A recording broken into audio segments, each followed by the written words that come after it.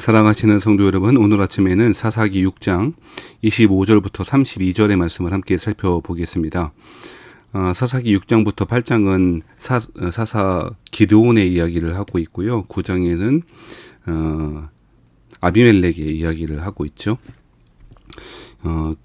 사사기 전체를 보면 긍정적인 모습으로 묘사되어지는 사사가 먼저 등장했습니다. 온니엘, 에훗, 삼갈, 드보라 같은 사사가 긍정적으로 묘사되고 있고요. 긍정과 부정적인 모습이 혼재되어 있는 사사는 바로 이 기드온이라고 볼 수 있고요. 부정적인 인물로 묘사되는 것은 아비멜렉, 입다, 삼손과 같은 사사라고 볼 수 있습니다.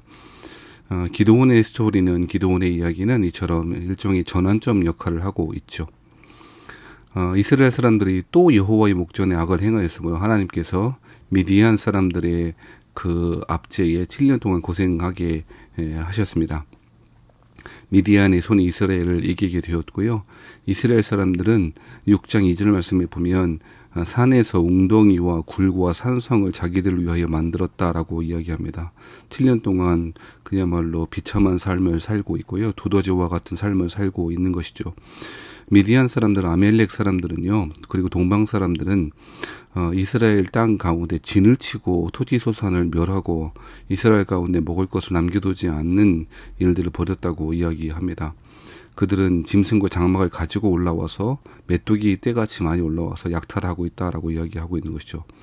진을 치고 장막을 쳤다는 것은 미디안의 약탈이 일시적인 것이 아니라 간헐적인 것이 아니라 대규모의 장기적인 약탈이었음을 보여주고 있다라고 말할 것입니다. 이러한 미디안의 심각한 압제 가운데 이스라엘 사람들은 하나님께 부르짖죠. 하나님은 그 부르짖음에 또 다시금 응답하십니다. 계속되어지는 반복입니다.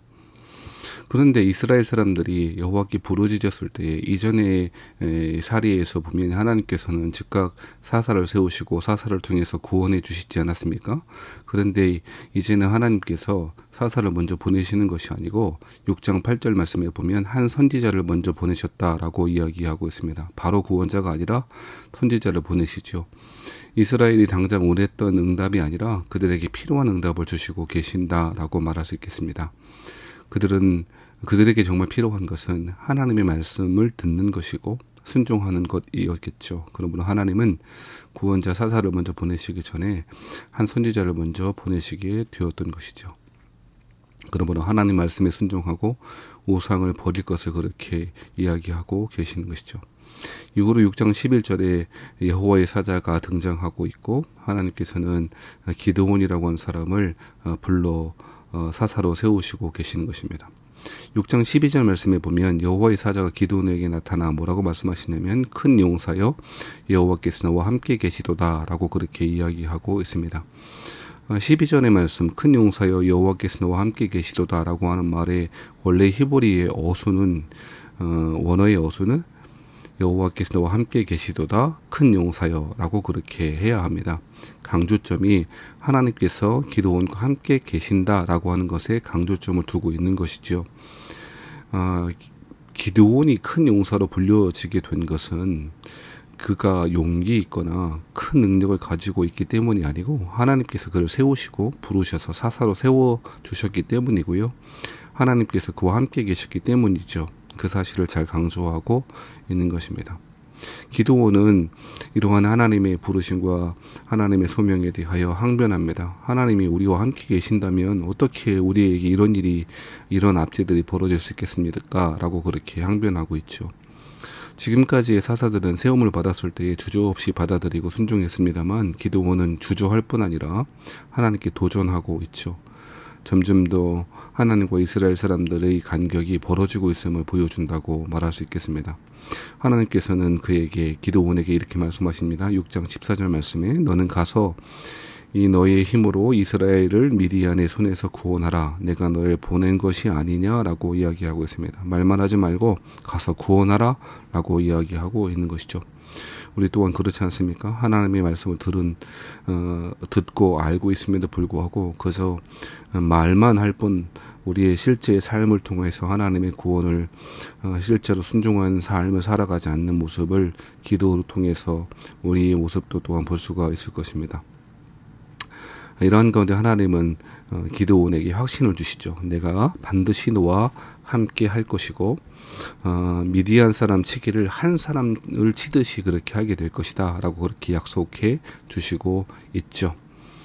자, 이러한 상황이 지나고 난 이후에 하나님께서는 드디어 오늘 본문의 말씀 25절부터 32절 말씀에 기드온에게 말씀하십니다. 내 아버지에게 있는 수소 곧 7년 된 둘째 수소를 끌어오고 내 아버지에게 있는 바알의 제단을 헐어서 그 곁의 아세라상을 찍어라 라고 이야기하고 있습니다.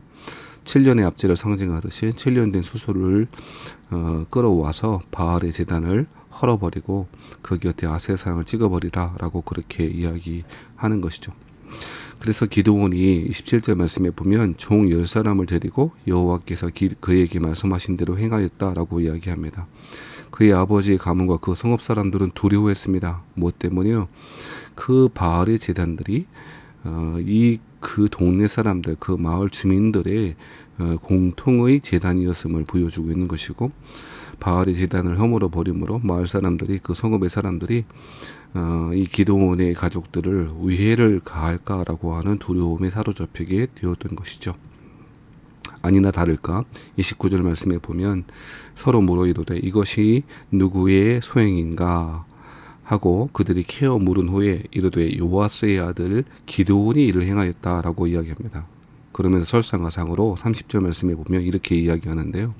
성읍 사람들이 요아스에게 이르되 내 아들을 끌어내라. 그는 당연히 죽을지니 이는 바알의 제단을 파괴하고 그 곁의 아세라를 찍었음이니라 라고 이야기하고 있는 것입니다. 이 말이 미디안 사람들이나 아말렉 사람들이 하는 말이 아니고요. 가나안 사람들이 하는 말이 아니고 그 성읍 사람들, 이스라엘 사람들이 이렇게 말하고 있다는 것입니다. 그들은 두려움에 사로잡혔을 뿐 아니라 오히려 적극적으로 바알을 숭배하고 있음을 그런 식으로 잘 보여주고 있는 것이죠.